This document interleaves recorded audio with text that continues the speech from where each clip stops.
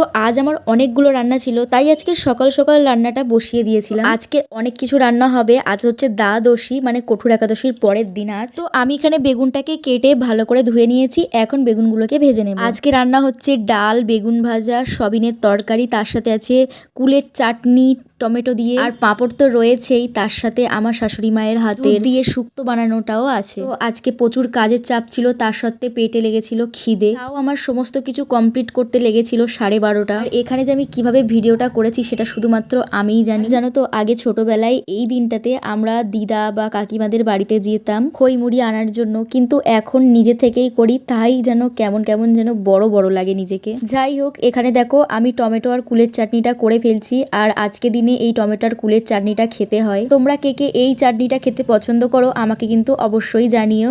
সবশেষে আমি কটা পাঁপড় ভেজে নিলাম, ব্যাস রেডি হয়ে গেল আজকের মেনু। তো দেখা হবে অন্য কোনো ভিডিওতে। আজকের মতো টাটা।